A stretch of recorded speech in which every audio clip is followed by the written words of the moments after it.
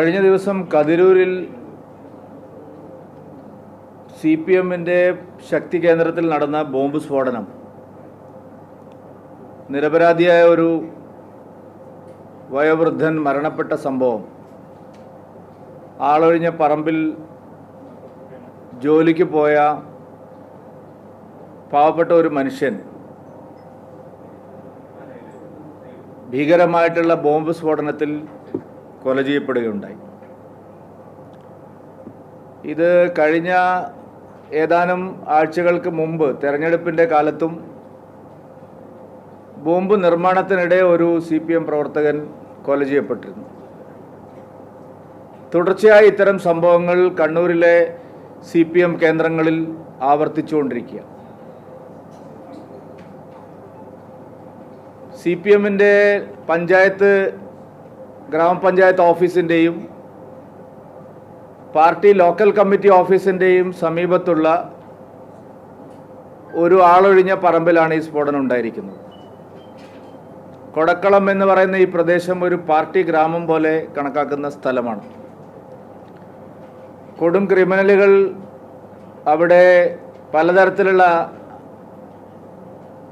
അനധികൃതമായിട്ടുള്ള പ്രവർത്തനങ്ങളിൽ ഏർപ്പെടുകയാണ്.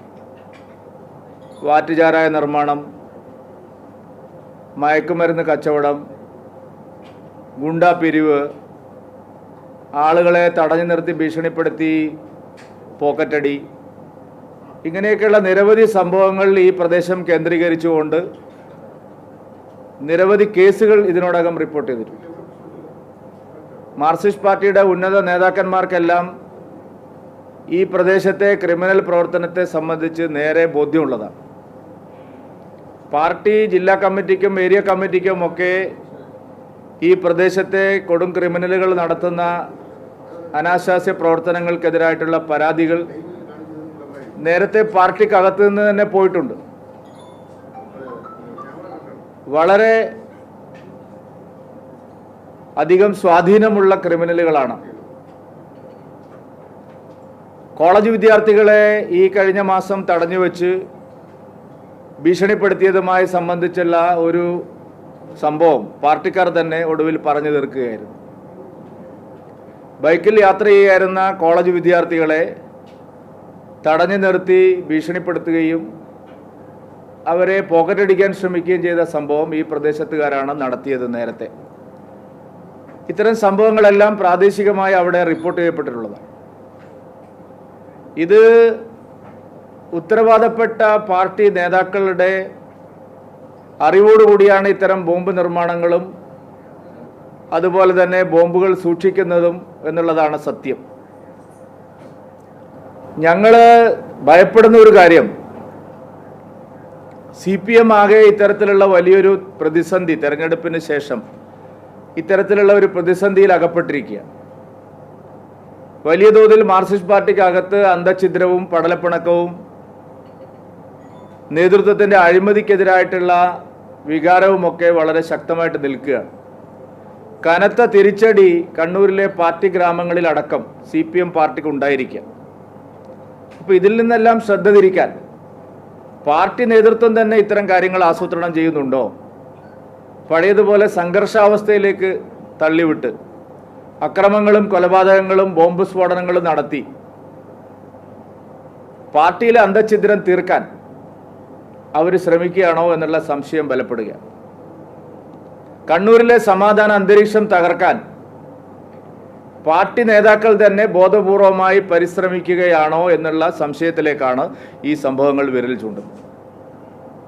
പാർട്ടിയുടെ പ്രാദേശിക തലത്തിലും ജില്ലാ തലത്തിലും ഒക്കെ ഉള്ള വിലയിരുത്തലുകൾ സംസ്ഥാന കമ്മിറ്റിയിലും ചർച്ചയായി എന്നാണ് കേൾക്കുന്നത്. സംഘർഷങ്ങൾ കുറഞ്ഞത് പാർട്ടി പ്രവർത്തകരിലും അനുഭാവികളിലും ആത്മവീര്യം ചോർത്തി എന്നാണ് അത്രേ ഒരു നേതാവ് പറഞ്ഞിരിക്കുന്നത്.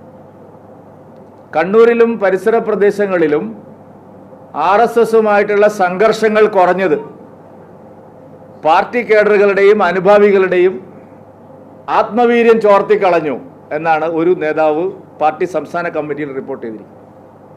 മാത്രമല്ല, അദ്ദേഹം പറഞ്ഞത് RSSുമായി സംഘർഷം അവസാനിച്ചതിന് ശേഷം ചെങ്കൽ ഖനനം, കരിങ്കൽ കോറി ഇടപാട്, സ്വർണ്ണക്കള്ളക്കടത്ത് നടത്തുന്നവരെ പിന്നെ തട്ടിക്കൊണ്ടുപോയിട്ട് പൊട്ടിക്കൽ, ഇതൊക്കെയാണിപ്പോൾ പാർട്ടി സഖാക്കൾ നടത്തുന്നത്.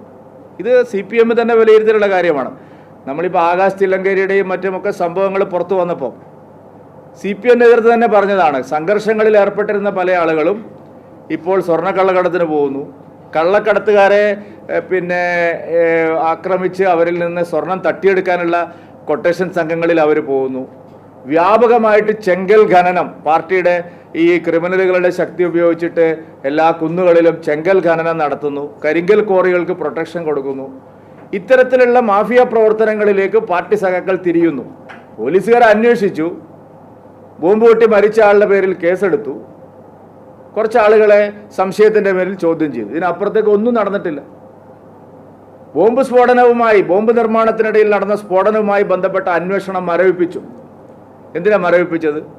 CPMൻ്റെ ഉന്നത നേതാക്കളാണ് ഇതിനെല്ലാം നിർദ്ദേശം നൽകിയിരിക്കുന്നത്. ഇപ്പോൾ പാർട്ടി ഗ്രാമത്തിൽ ഒരു ബോംബ് പൊട്ടിയിട്ട് ഒരു നിരപരാധി മരിച്ചിരിക്കുന്നു, അതിനെക്കുറിച്ചും ഒരു അന്വേഷണവും ശരിയായ നിലയിൽ നടക്കുന്നില്ല. അപ്പോൾ ഇത് വളരെ ബോധപൂർവമായിട്ടുള്ള ഒരു നീക്കമാണ്.